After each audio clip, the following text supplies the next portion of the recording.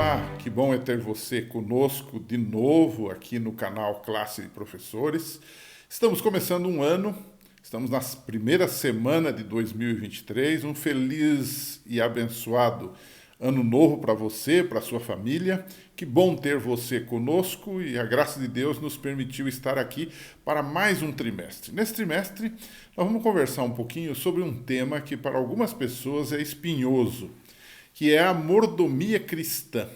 A palavra mordomia em português adquiriu uma conotação bastante pejorativa, né? Ela é símbolo de gasto do dinheiro público com gente que simplesmente não trabalha ou coisa parecida, né? Você conhece bem o significado da palavra. Mas na Bíblia, a palavra mordomia, mordomia cristã, ela tem um sentido bem diferente. A palavra oikonomos, que seria a palavra para mordomia, simplesmente quer dizer o administrador da casa.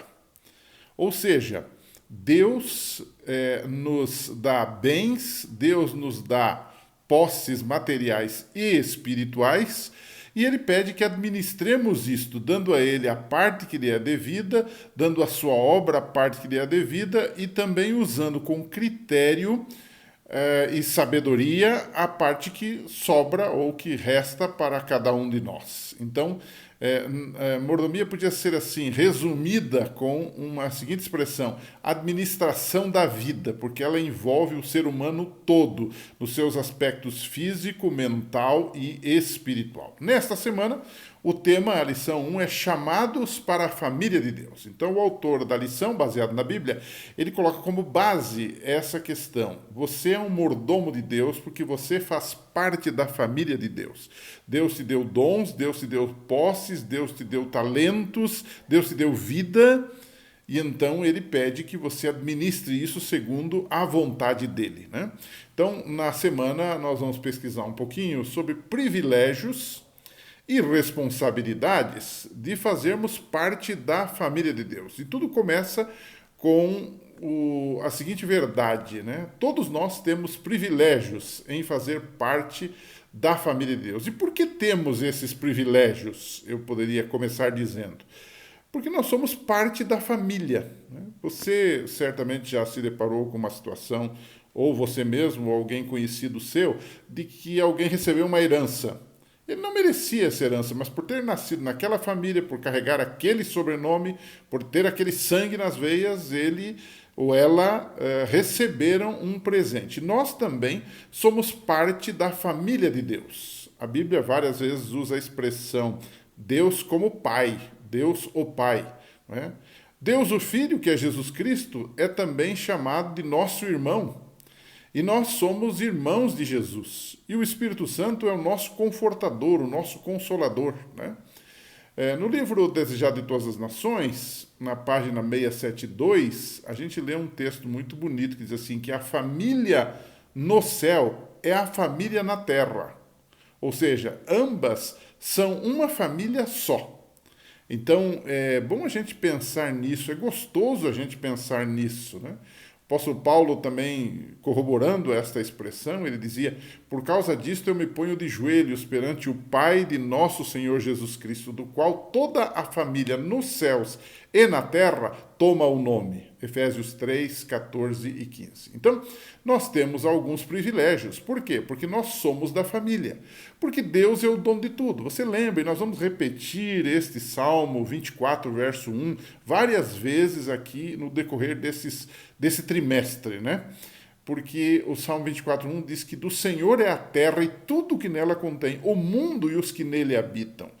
Deus é o dono de tudo, nós somos seus filhos, somos da sua família e temos privilégios, responsabilidades, bênçãos materiais, bênçãos espirituais, tudo vem da mão do nosso grandioso e maravilhoso Deus. Agora, quais são alguns privilégios, para a gente agora elencar, para a gente agora detalhar, alguns privilégios e bênçãos de fazer parte dessa família de Deus?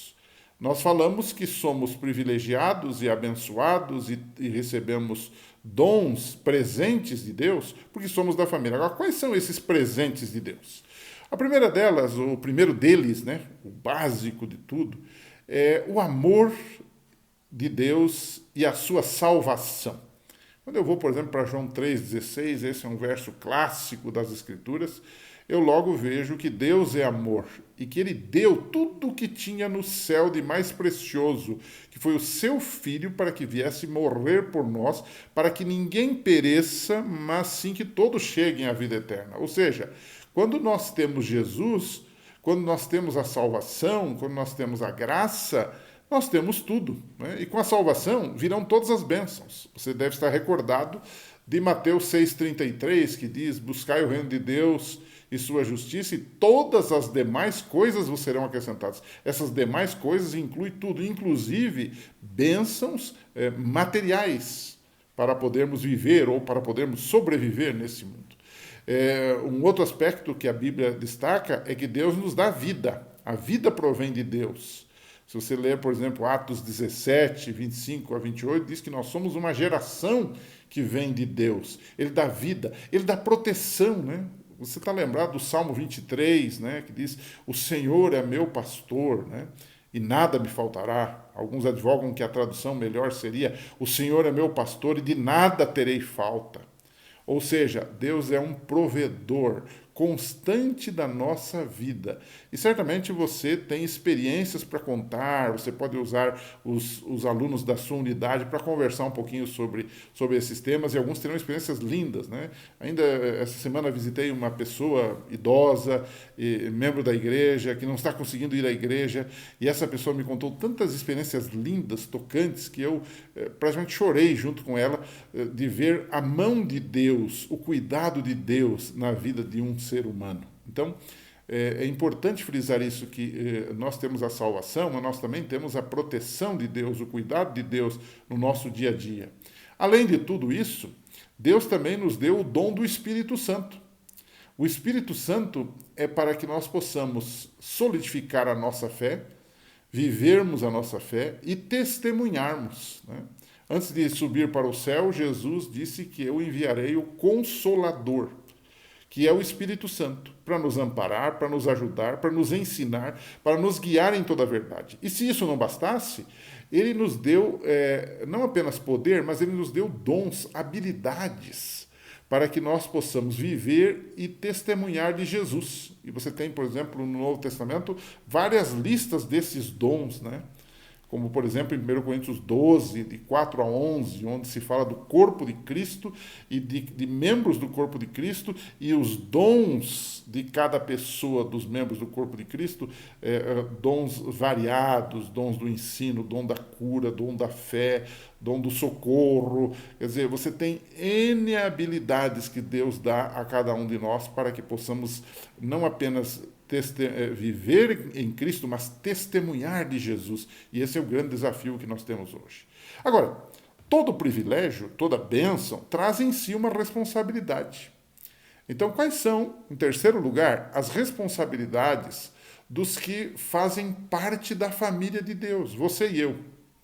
A primeira responsabilidade que aparece nas Escrituras é amar a Deus de todo o coração. Você lembra de Jesus falando em Mateus 22, 37, sobre a prioridade da vida? Aliás, essa primeira semana do ano, nós tomamos muitas decisões, fazemos muitas promessas, né?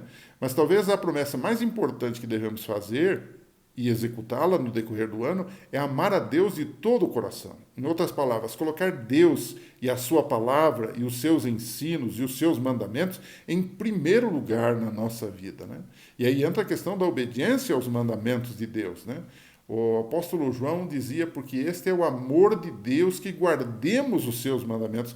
E os seus mandamentos não são difíceis, não são pesados, não são penosos. 1 João 5, verso 3. Então, é muito importante esse aspecto. Primeiro, amar a Deus, mas também obedecer a Deus. Em terceiro lugar, eu colocaria como uma responsabilidade acumular ou depositar tesouros no céu. Mais adiante a gente vai estudar um pouquinho de novo sobre esse assunto, isso voltará à tona, né? Jesus ensinou lá em Mateus 6, de 19 a 21, exatamente essa questão. Acumula-se no céu quando nós colocamos Deus em primeiro lugar na nossa vida. Ou seja, cada ato, cada prática da minha vida, se ela está consoante com a palavra de Deus, com a lei de Deus, com os mandamentos de Deus. E isso é uma forma de eu acumular tesouros no céu. Não que isso seja para minha salvação, mas mostra que eu fui transformado pelo Evangelho, pela graça de Deus. Então eu estou acumulando tesouros no céu. Muita gente acumula tesouros na terra. Mas quando nós participamos da obra de Deus, quando nós devolvemos a Deus a parte que é dele, nós estamos com isso também acumulando tesouros no céu. E aqui eu lembro da história de Abraão, né? Você lembra que Abraão, ele era um homem rico, mas a gente percebe ao ler a história de Abraão que ele usou tudo que ele tinha para a obra de Deus, ok? Bom, precisamos concluir a lição dessa semana, uma lição muito gostosa, muito importante também.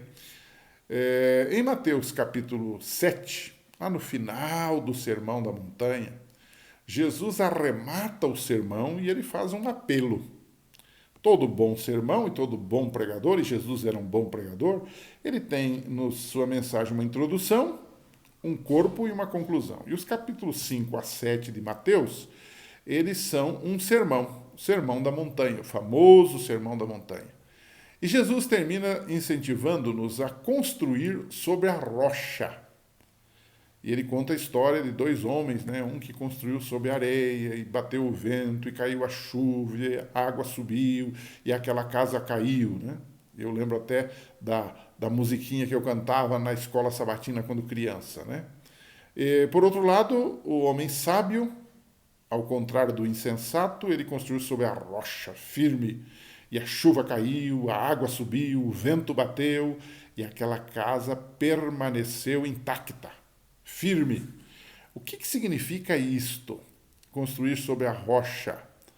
O que isso significa? E seria interessante você até conversar com seus alunos para que eles deem exemplos do que é construir sobre a areia e do que é construir sobre a rocha. E um detalhe importante para você pensar com seus alunos. A nós não é facultado o direito de construir na vida ou não construir. Administrar bem a vida que Deus nos deu ou não administrar. Não existe isso. Ou você administra bem ou você administra mal. Ou você constrói sobre a rocha ou você constrói sobre a areia, mas você sempre terá que construir. Esse é um dever de todos nós. E os resultados, logicamente, são diferentes para quem constrói sobre a rocha quanto para quem constrói sobre a areia.